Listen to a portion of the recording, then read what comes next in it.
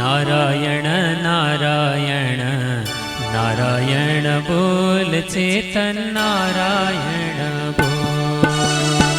नारायण नारायण नारायण बोल चेतन नारायण बोल।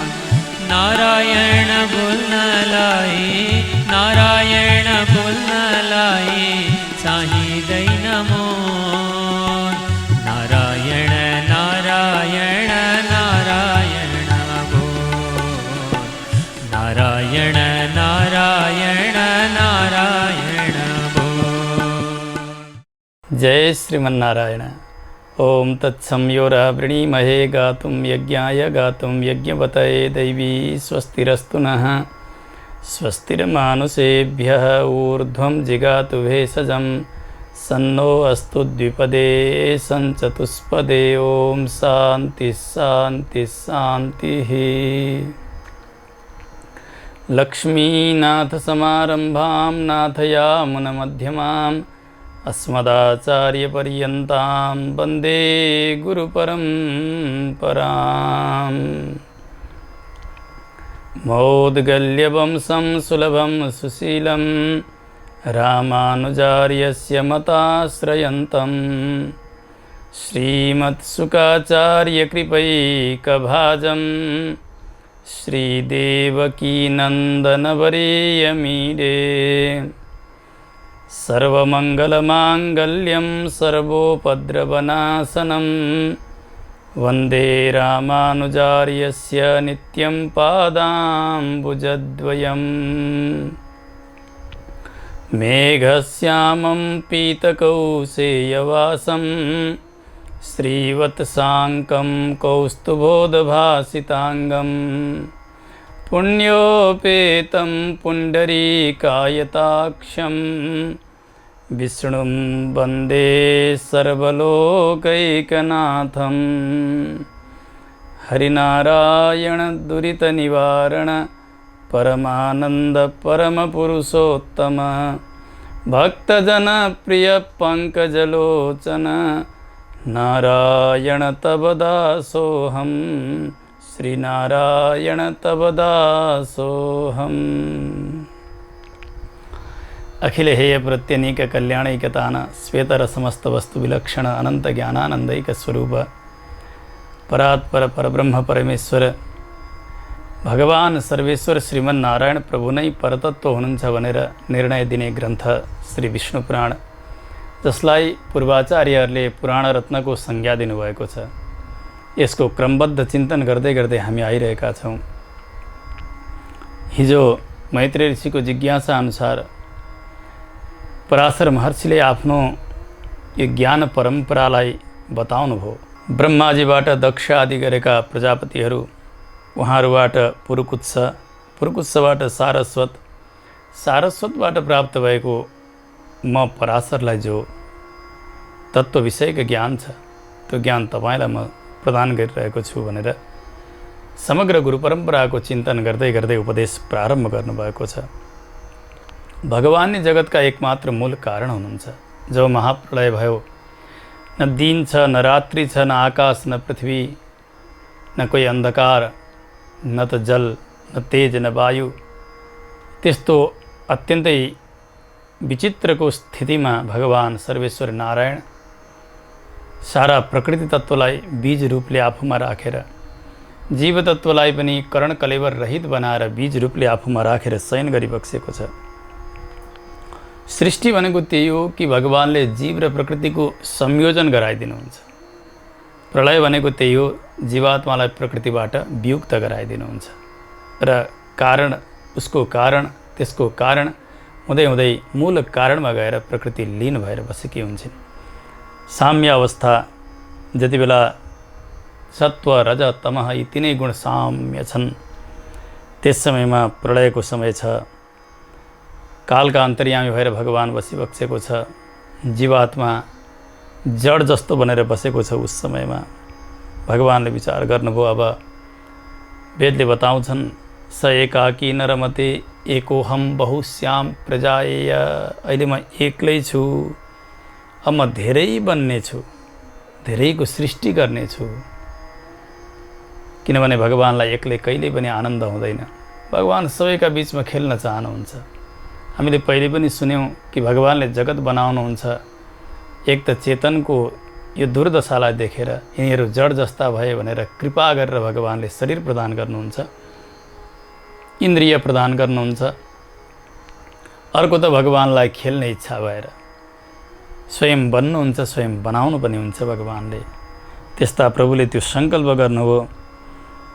भगवान नै जगतका अभिन्न निमित्तोपादान कारण हुनुहुन्छ। शब्द सुन्दा अत्यन्तै जटिल जस्तो लाग्छ, तर विषयलाई बिस्तारै बुझ्दै जाने भने सरलै हुन्छ। जस्तो कि कुनै पनि कार्य उत्पादन गर्नका निमित्त त्यहाँ 3 कारणहरू रहेका हुन्छन्। एक उपादान कारण, अर्को निमित्त कारण अनि अर्को सहकारी कारण। उपादान कारण जुन द्रव्य परिणत हुन्छ, जसमा विकार आउँछ, अनेक आकारमा त्यो बदलिन्छ, त्यसलाई उपादान कारण भनिन्छ। जस्तो कि एउटा घडा बनाउनु छ भने पहिले त्यो माटो, त्यसलाई मुछिन्छ, डल्लो बनाइन्छ, अनि त्यही माटामा आकृति प्रारम्भ गरिन्छ, त्यही माटामा विकार प्रारम्भ हुन्छ, त्यसले अनेक अवस्था प्राप्त गर्दछ। हो, त्यो घडाका लागि माटो उपादान कारण हो। त्यहाँ एउटा कुमालेको पनि आवश्यकता पर्दछ, जसले त्यो माटो तयार गर्दैछ अनि साथसाथमा त्यसले त्यो माटाबाट घडाको आकृति दिँदैछ। त्यो व्यक्ति, त्यो चेतन घडाका लागि उपादान कारण हुन्छ, जसरी कुमाले। त्यस्तै प्रकारले त्यो माटो तयार गर्न अनि त्यो घडाको आकृतिमा पुर्याउनका निमित्त अनेक सहकारी साधनहरूको पनि उपयोग गर्दछ कुमालेले। जस्तो कि चक्र भयो, चिवर भयो, दण्ड भयो, चक्र घुमाउने, त्यस प्रकारका साधनहरूद्वारा त्यो डल्लालाई त्यहाँ राखेर बिस्तारै बिस्तारै बिस्तारै बिस्तारै घडा आकृति प्राप्त गर्दछ त्यो माटोले। त्यसकारणले चक्र, दण्ड, चिवर आदि गरेका यी साधनहरू सहकारी कारण हुन्। यसरी 3 प्रकारका कारणहरू दर्शनशास्त्रले बताएका छन्। यसैलाई प्रकारान्तरले एक परिणाम हुने द्रव्य, जसलाई उपादान कारण भनियो, त्यसदेखि बाँकीलाई निमित्त कारण मात्र पनि बताइन्छ। चक्र हुन्, चिवर, दण्ड, कुमाले सबै निमित्त कारण, किनभने तिनीहरू कसैमा पनि परिवर्तन आउँदैन। परिवर्तन केवल त्यो माटोमा मात्रै आउँछ। विकार त्यही माटोको मात्र हुन्छ। त्यसो भएको हुनाले त्यो माटो मूल कारण, जसलाई उपादान कारण भनेर बताइन्छ, माटोदेखि अतिरिक्त कुमाले होस् अथवा ती सहकारी साधनहरू हुन्, ती सबैलाई निमित्त कारण मात्रै पनि बताइन्छ वेदान्तमा। यो जगत एउटा घडा हो। जसरी कुमालेका लागि घडा हो, त्यसै गरिकन भगवानका लागि पनि मानौ यो घडा हो, एउटा कार्य हो। यो कार्य तयार गर्नका निमित्त भगवानले उपादान कारण केलाई बनाउनु भयो? जस्तो घडाका लागि माटो, त्यस्तै यो जगतका लागि के रह्यो त भन्दा भगवान स्वयं नै उपादान कारण हुनुहुन्छ। त्यो माटाका स्थानमा पनि भगवान स्वयं हुनुहुन्छ। अनि भगवान उपादान कारण हुनुभयो भने निमित्त कारण, जसलाई कुमाले भन्यो घडाका लागि, त्यो कुमालेका स्थानमा चाहिँ को छ त यो जगतरूपी घडा बनाउनका लागि भन्दा त्यो पनि भगवान नै हुनुहुन्छ। अनि चक्र, चिवर, दण्ड आदि गरेका सामग्रीहरू हो, त्यो पनि भगवान नै हुनुहुन्छ। जसरी घडाका लागि माटो, कुमाले अनि ती साधनहरू यी अलग अलग कारणका रूपले आए, तर यहाँ वेदान्तका दृष्टिमा जगतरूपी कार्य सिद्ध गर्नका निमित्त उपादान कारण पनि भगवान नै, निमित्त कारण पनि भगवान नै र निमित्त अन्तर्गत पर्ने ती सहकारी कारणहरू पनि भगवान नै हुनुहुन्छ। त्यसकारणले वेदान्तका भाषामा अभिन्न निमित्तोपादान कारण भनेर भगवानलाई बताइन्छ। अब यो त धेरै ठुलो समस्या भयो। कसरी भगवान नै बन्नुहुन्छ, कसरी बनाउनुहुन्छ त? वेदान्तले बताउनु भएको छ, सदैव सौम्यैदमग्र आसीत् एकमेवाद्वितीयम्। यसै गरी वेदान्त वाक्यले बताउनुहुन्छ, यथा सौम्य एकेन मृत्पिण्डेन सर्वं मृण्मयं विज्ञातं स्यात् वाचा रम्भणं विकारो नामधेयं मृत्तिका इत्येव सत्यम। जसरी एउटा घडा, त्यो घडाले आकार प्राप्त गर्दछ। पहिले त माटो थियो, तर घडाका रूपले आयो, अथवा कोही एक जो ताउलो जस्तो बन्ने, पाला जस्तो बन्ने, दियो जस्तो बन्ने, अथवा हन्डी जस्तो बन्ने, हाँडी जस्तो बन्ने इत्यादि आकार त्यही माटाले प्राप्त गर्दछ। सबै हेर्दाखेरि कसैको हाँडी नाम छ, कसैको हन्डी नाम छ, कसैको मटका नाम छ, कसैको पालो, कसैको दियो, कसैको घडा, कसैको कलश, अनेक अनेक नाम भए तापनि विचार गरेर हेर्ने हो भने त्यो हो केवल माटो मात्रै। मृत्तिका इत्येव सत्यम, केवल माटो मात्रै त्यहाँ सत्य छ। त्यो आकार केवल वाग व्यवहारका निमित्त, नाम पनि वाग व्यवहार, वाणी व्यवहारका निमित्त मात्र हो। यो पालो हो, यो दियो हो, यो घडा हो, यो हन्डी हो इत्यादि जो व्यवहार गरिन्छ त्यो केवल वाग व्यवहारका निमित्त मात्रै। तर ती चिज पनि हुन्छन् तत्कालसम्मका निमित्त, तर मूलभूत तत्त्व के हो? त्यहाँ माटो नै हो। त्यस्तै प्रकारले यो जगत यसरी आएको छ। कारणावस्थामा भगवान सूक्ष्म चिद र अचितको अन्तर्यामी भएर बसिबसेको छ। सूक्ष्म चिद भन्नाले करण कलेवर इत्यादिले रहित भएको, शरीर इन्द्रिय इत्यादिले रहित भएको त्यो जीव तत्त्व नै चित तत्त्व हो। त्यसका अन्तर्यामी पनि भगवान भइबस्छन्। त्यस्तै प्रकारले अचित भनेको जड प्रकृति, त्यो पनि बीज रूपले रहेको अवस्थामा भगवान त्यहाँ पनि अन्तर्यामी रूपले रहनुहुन्छ।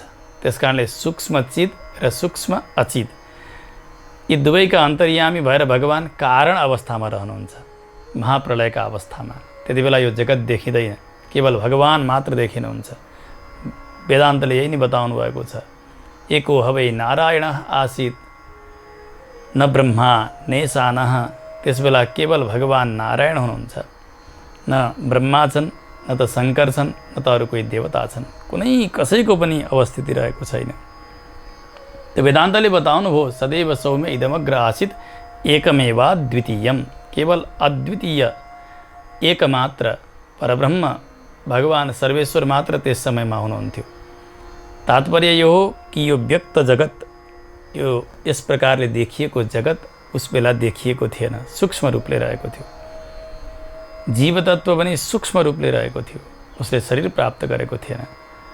त्यसकारणले त्यसबेला भगवान चित र अचित, त्यो पनि सूक्ष्म अवस्थालाई प्राप्त गरेको, चित भनेको जीवात्मा, त्यसै गरी सूक्ष्म अवस्थालाई प्राप्त गरेको प्रकृति, यी दुवैका अन्तर्यामी भएर एक्लै भगवान हुनुहुन्छ।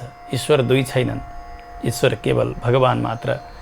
त्यसो भएको हुनाले त्यस्ता सूक्ष्म चिदचित विशिष्ट ब्रह्म कारण अवस्थामा रहनुभएको छ। जति बेला प्रलयको स्थिति छ उहाँ नै बिस्तारै बिस्तारै यो कार्यका अवस्थामा आउनुहुन्छ, स्थूल चिदचित विशिष्ट भएर।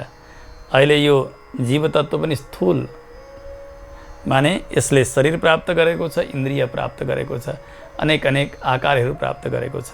त्यस्तै प्रकारले यो दृश्य जगत प्रकृति पनि स्थूल रूपले देखा परेको छ यस समयमा।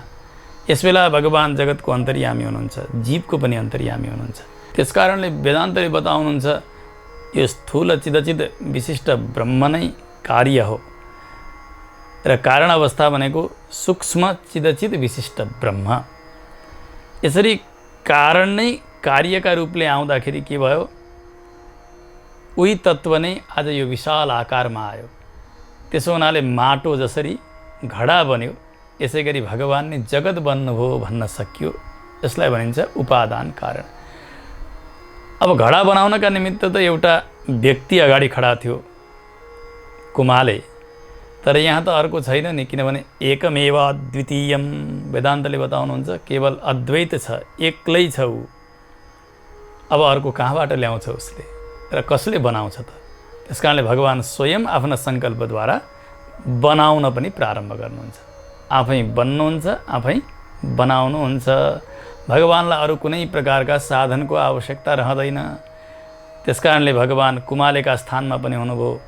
चक्र चिवर इत्यादि सबै भगवानमै अन्तर्गत भए। जसरी घडाका लागि चाहिन्थे त्यसै गरी जगतका लागि चाहिने जे साधन हुन् ती सबै भगवानमै अन्तर्गत भए। अनि बन्नेवाला घडाका लागि माटो जसरी मूल कारण उपादान कारण हो, त्यो पनि भगवान नै हुनुभयो।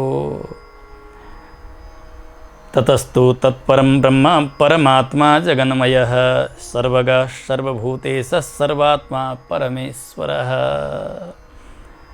भगवान परब्रह्म हुनुहुन्छ, परमात्मा हुनुहुन्छ। जगतका रूपले भगवान अवस्थित हुनुहुन्छ, सबैको अन्तर्यामी हुनुहुन्छ, सम्पूर्ण भूत प्राणीहरूका मालिक हुनुहुन्छ, सबैका भित्र बसेर सत्ताको रक्षा गरिरहनु भएको छ। सबैलाई शासन गर्नेवाला परमेश्वर पनि भगवान नै हुनुहुन्छ। वेदान्तले बताउनुहुन्छ तत्सृष्ट्वा तदेवानुप्राविशत्। भगवानले तत्त्वको सृष्टि गर्दै जानुभयो अनि साथसाथमा प्रवेश पनि गर्दै जानुभयो। यसरी हेर्दा भगवान पहिले जीव तत्त्व अथवा जड तत्त्व यसका अन्तर्यामी भएर रहनु भएको रहेन रहेछ कि जस्तो लाग्छ। तर त्यसको तात्पर्य त्यस्तो होइन कि भगवान पहिल्यैबाट अन्तर्यामी हुनुहुन्थ्यो। उहाँ अन्तर्यामी स्वरूपले नै रहनु भएको छ कारण अवस्थामा पनि। त्यसमा परिणति आउँदा पनि भगवान साथसाथै अन्तर्यामी नै भएर रहिरहनु भएको छ भन्ने अर्थ मात्र हो। तत्सृष्ट्वा तदैवानुप्राविशत्। भगवान भित्र प्रवेश गर्नुहुन्छ। जस्तो कि अगाडिपट्टि एउटा सुगन्धित द्रव्य राखिएको छ, जुन सुगन्ध अत्यन्तै प्रियकर छ कोही व्यक्तिका लागि। त्यो सुगन्ध अघिल्तिर राख्दैमा उसको मन एकैचोटि आकृष्ट हुन्छ, त्यहाँ केही गर्न पर्दैन, हुरुक्क भइहाल्छ व्यक्ति त्यो सुगन्धका लागि। जसरी त्यस्तै प्रकारले भगवान रहँदा मात्रै यो प्रकृतिमा कालले क्षोभ पैदा गर्दछ। काल जसलाई हामीले हिजो सत्वशून्य नामले पनि जानेका छौँ, जहाँ कुनै प्रकारको सत्व छँदै छैन। त्यस्तो कालका अन्तर्यामी पनि भगवान हुनुभएको हुनाले कालस्वरूपी भगवान पनि भनेर शास्त्रले धेरै बताउनु भएको छ। त्यस्तै प्रकारले यहाँ पनि भगवान सन्निधिमा हुनुहुन्छ, नजिकै हुनुहुन्छ। भगवान नजिकै रहँदा रहँदै त्यो जीव तत्त्व प्रकृति तत्त्वतर्फ आकृष्ट हुन्छ। जसरी सुगन्धका कारण व्यक्ति आकृष्ट भयो, जसरी भगवान रहनु भएको छ, त्यसै कारणले भगवानको सङ्कल्प भयो, कालद्वारा क्षोभ पैदा गर्नुभयो, आसक्ति पैदा गर्नुभयो भगवानले। त्यस पछाडि प्रकृतितर्फ त्यो जीव तत्त्व उन्मुख हुन्छ। अब सृष्टि प्रारम्भ हुन लाग्दछ। सैव क्षोभको ब्रह्मन् क्षोभ्यश्च पुरुषोत्तमः ससङ्कोच विकासाभ्यां प्रधानत्वेपि च स्थितः। भगवान स्वयं क्षोभक हुनुहुन्छ, प्रेरणा गर्नेवाला। अनि क्षोभ्य प्रकृति पनि भगवानकै शरीर हो नि, त्यस कारणले भगवान स्वयं क्षोभ्य पनि हुनुहुन्छ, त्यहाँ लोभिनेवाला पनि भगवान नै हुनुहुन्छ। भगवानकै शरीर भएको हुनाले प्रकृतिमै सङ्कोच र विकास हुन्छ। एउटा समस्या के हुन्छ भने जडका पनि अन्तर्यामी भगवान हुनुहुन्छ।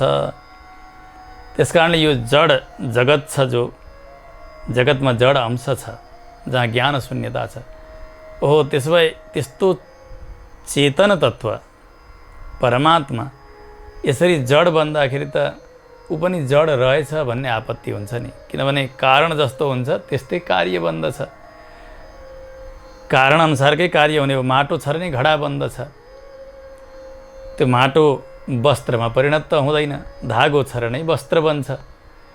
त्यस कारणले कार्यद्वारा कारणको अनुमान गर्न सकिन्छ, कस्तो कारणबाट यो बनेको हो भनेर।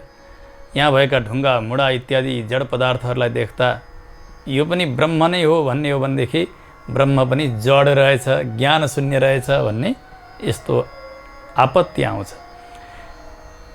विकार आउने रहेछ ब्रह्ममा पनि, निर्विकारी होइन रहेछ, पूर्ण होइन रहेछ, अविनाशी अक्षय भनेर शास्त्रले बताउँछन् त्यस्तो होइन रहेछ। उसमा विकार आउँछ, जो बढ्छ जो बन्छ त्यो बिग्रिन्छ पनि। जस्तो घडा बनाइयो, त्यो घडा सधैँ एकनाश रहिरहँदैन, केही समय पछाडि त्यो घडा टुट्छ, बनेको चिज भत्कन्छ। त्यसो भएदेखि ब्रह्म समाप्त पनि हुने रहेछ, ब्रह्ममा ध्वंस पनि हुने रहेछ, ब्रह्ममा जडत्वापत्ति पनि हुने रहेछ। यी प्रकारका आक्षेपहरू तमाम छन् वेदान्त शास्त्रमा। त्यसको समाधान यसरी गर्नुभएको छ। जस्तो कि देवदत्त नाम गरेको कोही बालक, उनको नामकरण गर्दाखेरि पिताजीले नाम राखिदिए। जन्मदा कुनै नामको थिएन, त्यो कोही शिशु भएर जन्मिएको थियो। त्यो शरीरलाई देखेर पिताजीले उसको नाम राख्छन्, यसको नाम हो देवदत्त। अब त्यो बालक बढ्दै बढ्दै जान्छ, शरीर मोटाउँछ, दुब्लाउँछ, घट्छ, बढ्छ, कुनै दिन शरीर छुट्छ, शरीरमा अनेक प्रकारका विकारहरू आउँछन्। तर त्यो देवदत्त नाम गरेको जो आत्मा हो त्यसमा कुनै प्रकारको विकार आएको हुँदैन।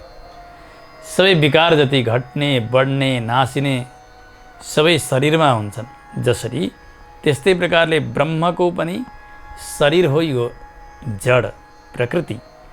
त्यसकारणले भगवान स्थूल रूपले बढ्दै जानु अथवा यो प्रकृतिलाई विशाल गर्दै जानु अनि फेरि संहारका समयमा भगवान घट्दै जानु, यो सबै जसरी आत्मालाई देवदत्तको शरीर बढ्नाले र घट्नाले केही पनि भएन, उसै गरी भगवान आत्मा हुनुहुन्छ। त्यसकारणले विकार जति सबै प्रकृतिमा हुन्छ। जसरी देवदत्तको शरीरमा विकार भयो उसै गरिकन प्रकृतिमा विकार हुन्छ। भगवानमा कसै गरी विकारले स्पर्श गर्न सक्दैन। त्यसकारणले भगवान अविकारी पनि हुनुभयो, जगतका मूल कारण पनि हुनुभयो, जगतको निमित्त कारण पनि भगवान सिद्ध हुनुभयो। भगवान व्यक्त रूपले रहनुहुन्छ, अव्यक्त रूपले रहनुहुन्छ। व्यक्त रूपले रहनु भनेको यो जगतका रूपले भगवान रहनुभएको छ। अव्यक्त रूपले भनेको जगत प्रलय भएका समयमा पनि भगवान रहनुभएको छ। मूर्त र अमूर्त रूप भनेर पनि शास्त्रले यसरी बताएका छन्। भगवान जति बेला गुणसाम्य थियो त्यस समयमा सत्व, रज, तम यी तीन गुण बराबर भएका समयमा प्रकृति केही गर्न नसकेर रहेकी थिए। त्यस बेला पनि भगवान प्रकृतिका अधिष्ठाता हुनुहुन्थ्यो, जीवका पनि अधिष्ठाता हुनुहुन्थ्यो। भगवानले सृष्टिका समयमा बिस्तारै बिस्तारै त्यो प्रकृतिलाई सृष्टिन्मुख बनाइदिनुहुन्छ।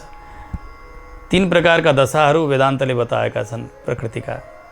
एउटा अविभक्ततम, अर्को विभक्ततम, अर्को अक्षर शब्दवाच्य प्रकृति। कारण अवस्थामा यी तीन अवस्था हुन्छन् प्रकृतिका। जस्तो उदाहरणका लागि मानौँ धानको बिउ राख्नुपर्ने छ भने पहिले धान झाँटेकै समयमा राम्रोसँग केलाएर बताएर अनि त्यसलाई एउटा नेठु भन्ने हुन्छ परालको बनाइएको, जहाँ बीज राख्ने काम गरिन्छ हो त्यहाँ त्यो बिउका लागि राखिने धान राखिन्छ।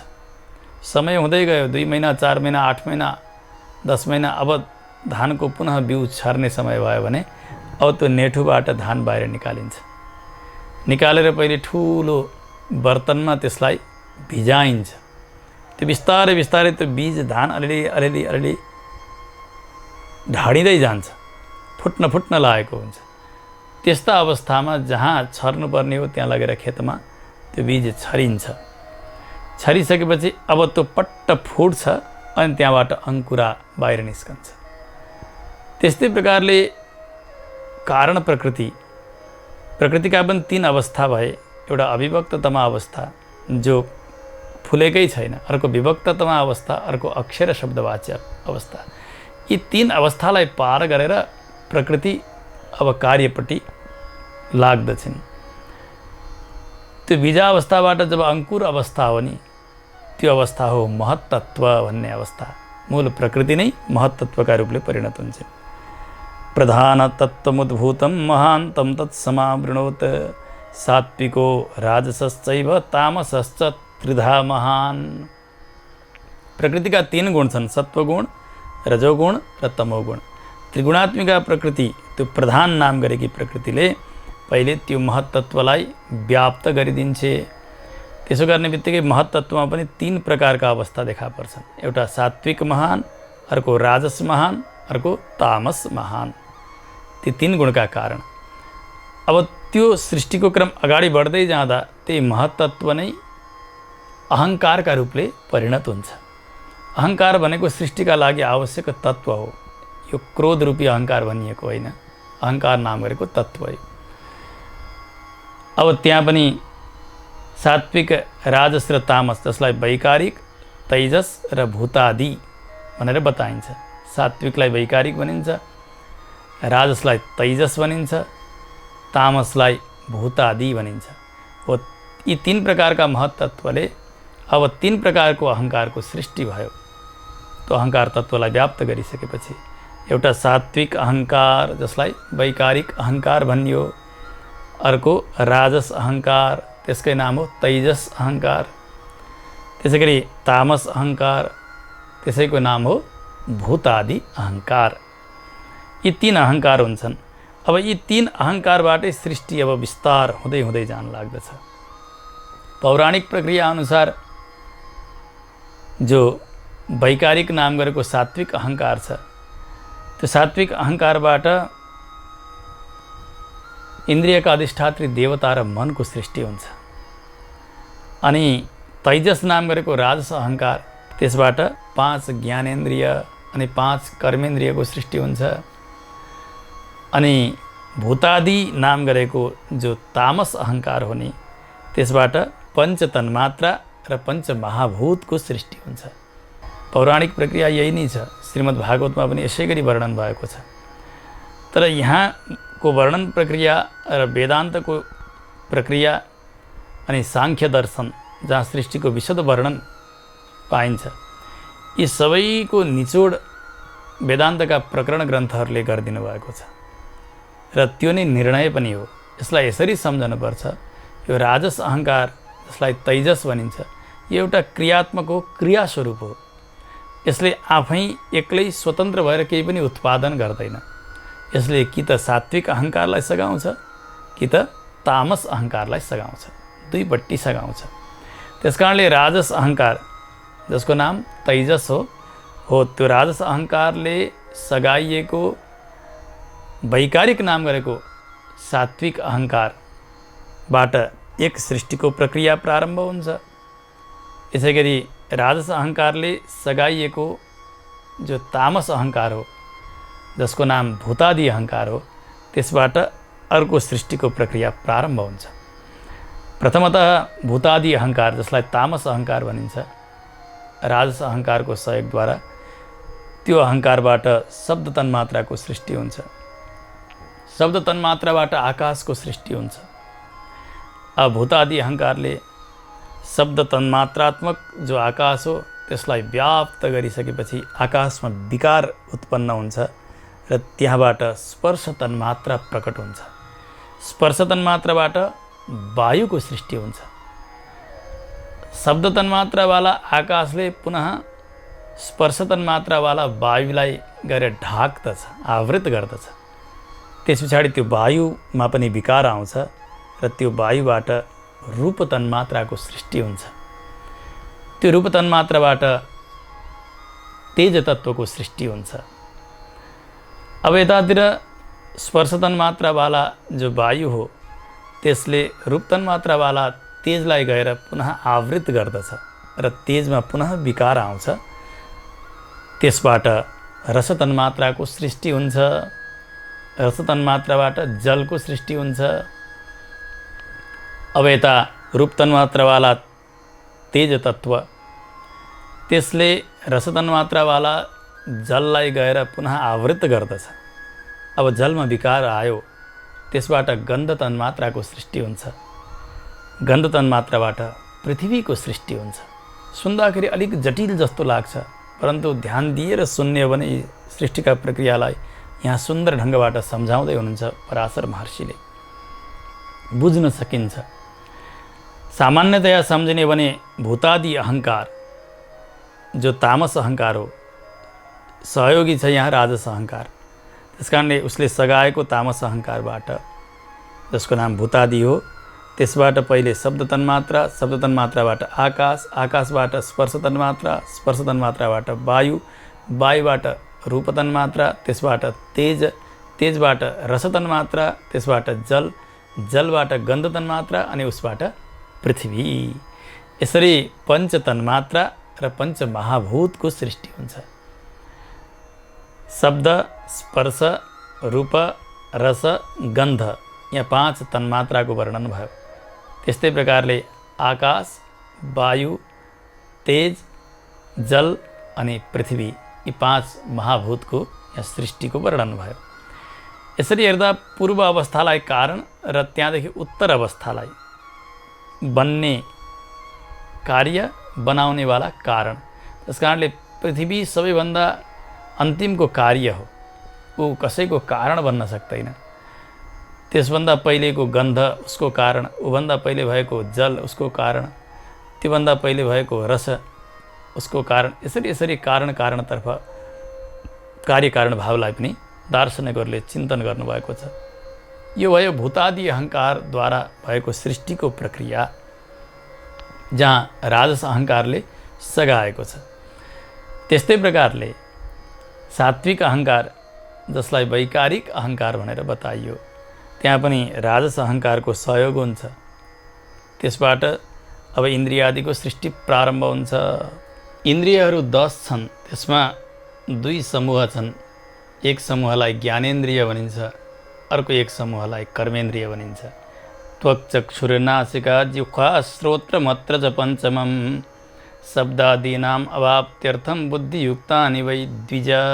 हे मैत्रेय सुन्नुहोस्, श्रोत्रेन्द्रिय, चक्षुरेन्द्रिय, घ्राणेन्द्रिय, रसनेन्द्रिय, त्वगिन्द्रिय, यी 5 ज्ञानेन्द्रियहरू हुन्। यिनले विषय ग्रहण गर्दछन्, शब्द, स्पर्श, रूप, रस, गन्ध। जस्तो कि श्रोत्रेन्द्रियको विषय भनेको शब्द हो, उसले शब्दलाई ग्रहण गर्दछ। त्यस्तै प्रकारले चक्षुरेन्द्रियको विषय भनेको रूप हो, रूप ग्रहण गर्छ उसले।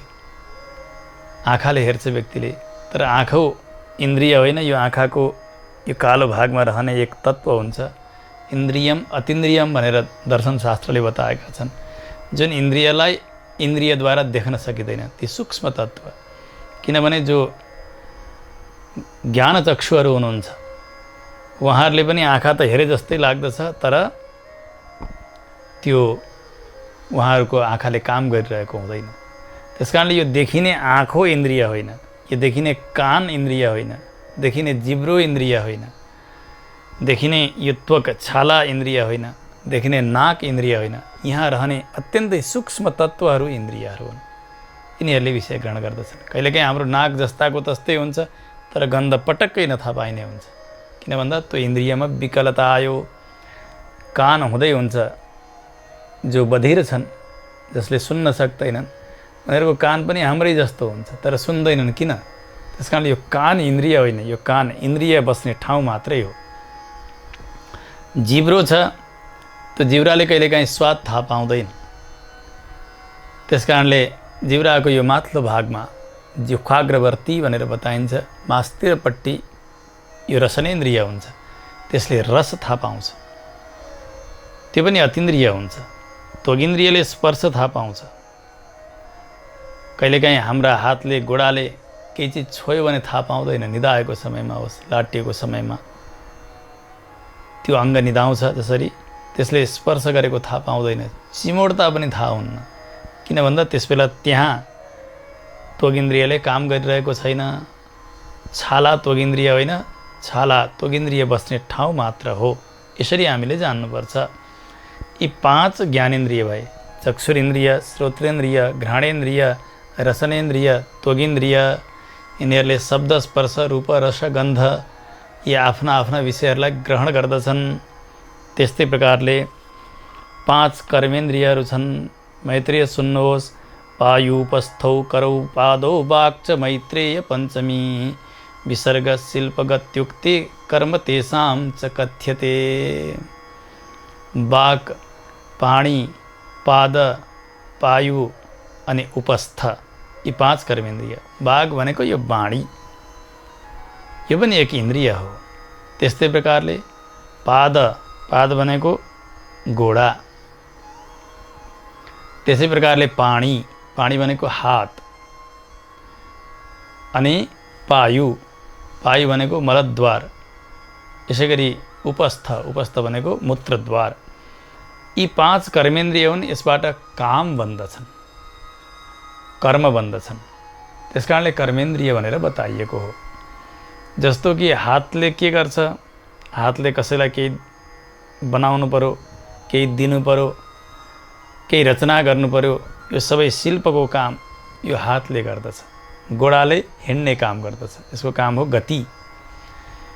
त्यस्तै प्रकारले वाणीले बोल्ने काम गर्दछ। अनि मलद्वारले मल त्याग गर्ने काम गर्दछ।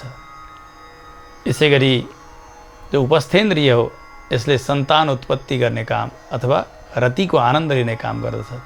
त्यसले विकार पनि त्याग गर्दछ। जसरी मूत्र विकार हो, त्यसलाई पनि त्याग गर्दछ।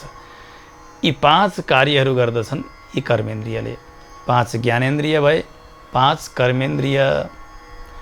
त्यस्तै प्रकारले एउटा मन विचित्रको हुन्छ। यो मन अत्यन्तै चञ्चल हुन्छ। यो मनकै साथमा बसेर यी इन्द्रियहरू काम गर्न सक्ने भएका हुन्छन्। जस्तो कि कुनै पनि बाह्य विषयलाई ग्रहण गर्नु पर्यो भने 3 अवस्था विशेष गरिकन हुन्छन्। आत्मा मनसा संयुज्यते, मनः इन्द्रियेण, इन्द्रियम अर्थेन। शास्त्रले बताउँछन् पहिले त यो आत्मतत्व मनका साथमा संयुक्त हुन्छ, जोडिन्छ। मनः इन्द्रियेण, मन इन्द्रियका साथमा संयुक्त हुन्छ। कुन इन्द्रिय हो? चक्षुरिन्द्रिय हो कि श्रोत्रेन्द्रिय हो कि घ्राणेन्द्रिय हो कि रसनेन्द्रिय हो कि त्वगिन्द्रिय हो कि कुन इन्द्रियमा गएर त्यो मन जोडिने हो? त्यहाँ गएर जोडिन्छ। अनि त्यो मन जोडिएको इन्द्रिय चाहिँ आफ्ना विषयमा जान्छ। शब्द ग्रहण गर्ने हो कि स्पर्श ग्रहण गर्ने हो कि रूप हो कि रस हो कि गन्ध हो। जस्तो कि यो रातो वस्त्र छ भनेर हामीले जान्नु पर्यो भने पहिले आत्मा र मन जोडिन्छ। इन्द्रिय चक्षुरिन्द्रिय, त्यससँग जोडिएपछि यो चक्षुरिन्द्रिय गएर यो रातो रूपलाई ग्रहण गर्दछ उसले। त्यस पछाडि उसले मनलाई फिर्ता दिन्छ, मनले गएर आत्मालाई बताइदिन्छ। यति धेरै क्रिया भइसक्दा एउटा विषयको ज्ञान हुन्छ। रसनेन्द्रियले रस ग्रहण गर्दा पनि त्यस्तै हो। त्वगिन्द्रियले स्पर्श ग्रहण गर्दा पनि त्यस्तै हो। श्रवणेन्द्रियले शब्द ग्रहण गर्दा पनि त्यस्तै नै हो। घ्राणेन्द्रियले गन्ध ग्रहण गर्दा पनि त्यही नै हो। यसै गरी जान्नु पर्दछ।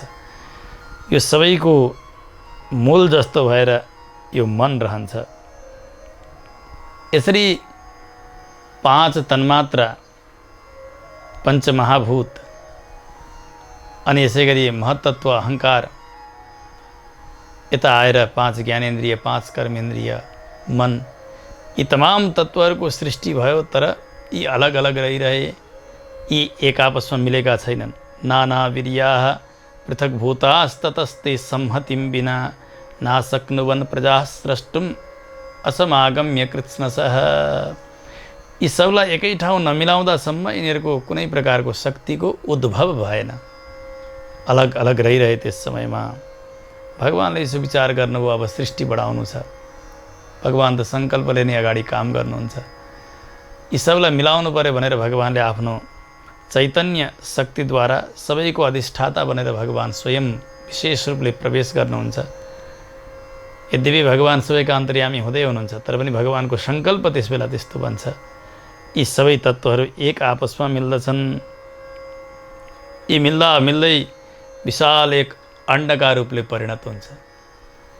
अण्डम उत्पादयन्ति ते, अण्डको रूप भयो। अब त जसरी एउटा जलमा माथिबाट वर्षा भयो भने त्यहाँ पानीको फोको उठ्दछ, माथि देखिन्छ पानी माथि त्यो फोको। तर त्यो पानीभन्दा कति पनि फरक हुँदैन त्यो फोको जसरी। त्यस्तै प्रकारले यो विशाल जलराशिमा त्यो ब्रह्माण्ड जलको बुँद जस्तो बनेर बसेको छ। माथि धेरै समयसम्म बसिरह्यो। तत्क्रमेण विवृद्धं सज्जलबुद्बुदवत् समम्। त्यो बिस्तारै बिस्तारै त्यो अण्ड बढ्दै बढ्दै बढ्दै बढ्दै पनि गइरहेको छ। हो, विशाल त्यो ब्रह्माण्ड तयार भयो। यो भगवान नारायणको साक्षात् प्राकृत स्वरूप हो। यो प्राकृतम ब्रह्मरूपस्य विष्णोः स्थानम अनुत्तमम, हिरण्यगर्भ भनेर पनि बताइन्छ। जो भगवानको एक विशेष स्थिति हो, जसलाई चतुर्मुखी ब्रह्माको संज्ञा दिइन्छ, जसका अन्तर्यामी भएर भगवान हुनुहुन्छ। बाहिर यी तत्त्वहरूको परिणामका रूपले ब्रह्माजीको शरीर देखिएको छ। भगवान अन्तर्यामी हुनुहुन्छ। त्यस्तो विशाल स्वरूपले भगवान रहनुभएको छ। त्यहाँ त सारा जगत टिकेको छ। जगतका पति भगवान हुनुहुन्छ। हिरण्यगर्भ शरीरद्वारा भगवान स्वयं त्यहाँ रहनुभएको छ। अब त्यही अण्डमा अनेक प्रकारको सृष्टि प्रारम्भ भयो। त्यहाँ पर्वत, द्वीप, समुद्र, ज्योतिर्गणहरूको सृष्टि भएको छ। ठुला ठुला पर्वतहरू तयार भएका छन्। अनेक प्रकारका प्राणीहरूको सृष्टि भएको छ। कोही जरायु छन्, कोही उद्भिज्ज छन्, कोही अनेक प्रकारका छन्, कोही तेर्सो हिँड्ने, कोही ठाडो आहार सञ्चार गर्ने। यस प्रकारका सृष्टिहरू सदैवासुर मानुषः, देवता असुर मनुष्य इत्यादिको सृष्टि प्रारम्भ हुन लागिरहेको छ। जस्तो कि एउटा अण्ड छ, त्यो अण्डका बाहिरपट्टि अनेक खोल लगाइएको छ भने, आवरण लगाइएको छ भने त्यो पनि त्यही आकारमा देखिन्छ। जस्तो छ त्यो त्यस्तै यो ब्रह्माण्ड पनि एउटा त्यस्तो अण्डाकृतिमा छ। यसका मास्तिरपट्टि 7 आवरणहरू छन्। यदण्डमण्डान्तर गोचरम च यद दशोत्तराण्यावरणानि यानि च। यी एक एक आवरणहरू पनि भित्रको आवरणभन्दा अर्को बाहिरको 10 गुणा ज्यादा परिधि भएको छ। त्योभन्दा अर्को 10 गुणा ज्यादाको, त्योभन्दा अर्को अझै 10 गुणा ज्यादाको, त्योभन्दा अझै 10 गुणा ज्यादाको। जस्तो कि अण्डकटाह नाम गरेको एक कडा पदार्थले यो ब्रह्माण्डलाई यसरी संरचना गरेको छ, बनेको छ। यो त्यसमाथि पहिले जलको आवरण, त्यो जल जति छ त्यो जलको 10 गुणा ज्यादा तेजको आवरण छ। त्योभन्दा मास्तिरपट्टि वरिपरिबाट घेरेको छ त्यसले। त्यो तेजको आवरणभन्दा 10 गुणा ज्यादा वायुको आवरण, वायुको आवरणभन्दा 10 गुणा ज्यादा आकाशको आवरण, त्यो आकाशको आवरणभन्दा पनि 10 गुणा ज्यादा अहङ्कार नाम गरेको तत्त्वको आवरण, त्यसको पनि 10 गुणा ज्यादा महत्त्वको आवरण, त्यसको पनि 10 गुणा ज्यादा मूल प्रकृतिको आवरण। यो ब्रह्माण्ड त कहाँ हो कहाँ भित्र लुके जस्तो लाग्दछ। जसरी नारिकेल फलस्यान्तर बीजम बाह्य दलैरिव, उदाहरण दिनुहुन्छ नरिवल। नरिवलको फल खोज्नका लागि कति प्रयास गर्नुपर्दछ, त्यो फलभित्रको अझै जल खोज्नु पर्यो भने कति प्रयास गर्नुपर्छ। बाहिर एउटा कठोर काठले घेरेको छ, अनि त्यस पछाडि फेरि एक प्रकारको धर्सा भएका त्यो झुस जस्तो पदार्थले घेरेको छ, त्यसलाई फेरि निकाल्यो। त्यस पछाडि फेरि कठोर काठ आइलाग्दछ, त्यो पनि तोड्यो। त्यस पछाडि मात्रै त्यो फल निस्कन्छ।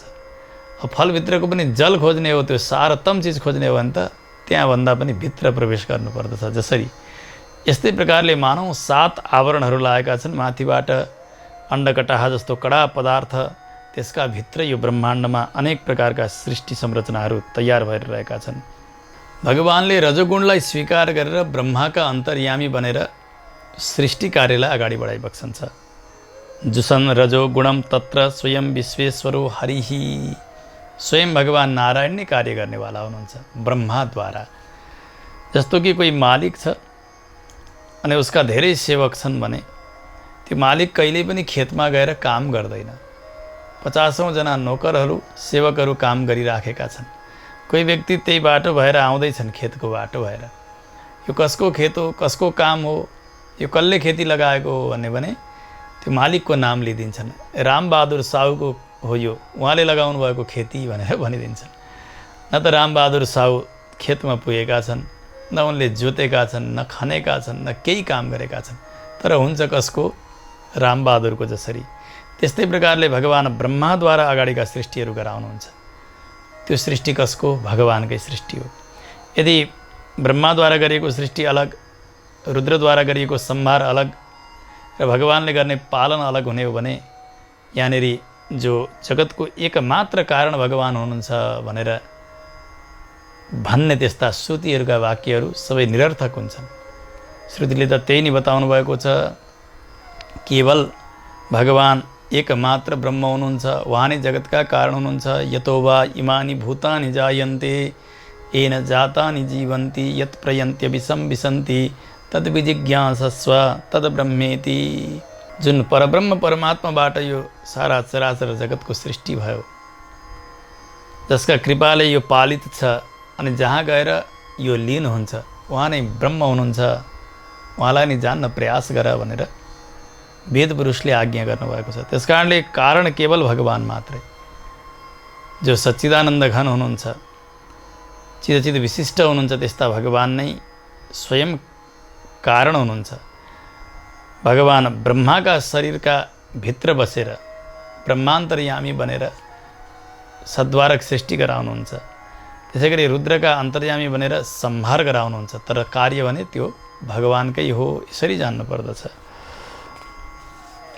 बताउनुहुन्छ, हे मैत्रेय सुन्नुहोस्, सृष्टम च पात्यनुयुगम यावत् कल्प विकल्पना सत्त्वभृद् भगवान् विष्णुः अप्रमेय पराक्रमः सृष्टं च पाति अनियुगम। जतिलाई सृष्टि गर्नुभएको छ ती सबैको पालन पनि भगवान् स्वयं गर्नुहुन्छ। प्रत्येक युगमा आएर जस्तो जस्तो आवश्यकता रहन्छ सत्वगुणलाई स्वीकार गरेर भगवान् स्वयं विष्णु रूपले पालन गर्नुहुन्छ। ब्रह्माका अन्तर्यामी बन्दा भगवान् रजोगुणलाई स्वीकार गरेर बन्नुभयो। रुद्रका अन्तर्यामी बन्दा भगवान् तमोगुणलाई स्वीकार गरेर बन्नुभएको छ। तमोद्रेकी च कल्पान्ते रुद्ररूपी जनार्दनः। शरीर रुद्रको छ तर अन्तर्यामी भगवान् सर्वेश्वर नारायण हुनुहुन्छ। त्यसकारणले रुद्र शरीरद्वारा भएका सम्पूर्ण संहार कर्महरू जो तमगुण प्रदान कर्महरू हुन् त्यो सबै पनि भगवान्ले नै गरेको ठहर्दछ। भगवान् जगत बनाउने, जगतलाई भक्षण गर्ने अथवा जगतलाई समेट्ने पनि भगवान् हुनुहुन्छ। उपनिषदले बताउनु भएको छ यथोर्ण नाभि सृजते गृह्णते च। जसरी एउटा माकुरो हुन्छ नि, माकुरोले के गर्छ आफ्नै मुखबाट जाललाई विस्तार गर्दै गर्दै लिएर जान्छ। जाल विस्तार भयो त्यो जालभित्र आफै बसेर खेल्छ। जब उसलाई समेट्ने इच्छा आयो फेरि त्यो जाल आफै खान्छ र आफै भित्र लुकाउँछ। जसरी यसै गरी जगत बनाउने, जगतमा लीला गर्ने र जगतलाई समेट्ने भगवान् हुनुहुन्छ। माकुरो जस्तो भनेर बताएका छन् उपनिषदहरूले।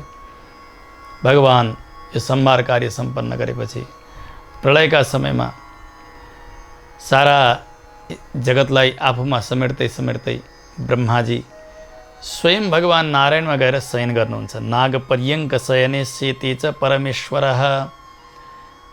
भगवान् सर्वेश्वर नारायण जलमा शयन गरिबसेको छ, त्यहाँ गएर ब्रह्माजी पनि शयन गर्नुहुन्छ। उहाँका कार्यहरू सबै रातभरसम्म विश्रान्ति प्राप्त गर्दछन्। फेरि दिन हुन्छ ब्रह्माजीको, प्रातःकाल उठ्नुहुन्छ, भगवानको आज्ञाअनुसार फेरि सृष्टि कार्यलाई प्रारम्भ गर्नुहुन्छ। सद्वारक र अद्वारक दुई प्रकारका सृष्टि, जसलाई समष्टि सृष्टि र व्यष्टि सृष्टि भनेर बताइन्छ। अद्वारक सृष्टि भनेको भगवान् स्वयंले ब्रह्माजीको सृष्टि गरुन्जेलसम्मको कार्य आफै गरिबक्सन्छ। जस्तो अव्यक्तबाट महत्, महतबाट अहङ्कार, इन्द्रियहरू, पञ्चमहाभूतहरू यी तमाम ब्रह्माण्डको सृष्टिसम्मको कार्य भगवान् स्वयं गर्नुहुन्छ। यो हो भगवानको अद्वारक सृष्टि। यसैलाई समष्टि सृष्टि भनेर बताइन्छ। त्यस पछाडि ब्रह्माजीको सृष्टि हुन्छ। ब्रह्माजीलाई आज्ञा भगवान्ले प्रदान गर्नुहुन्छ अब अगाडिको सृष्टि गर्नुहोस् भनेर। त्यसै गरी सृष्टि विषयक ज्ञान पनि भगवान्ले प्रदान गर्नुहुन्छ।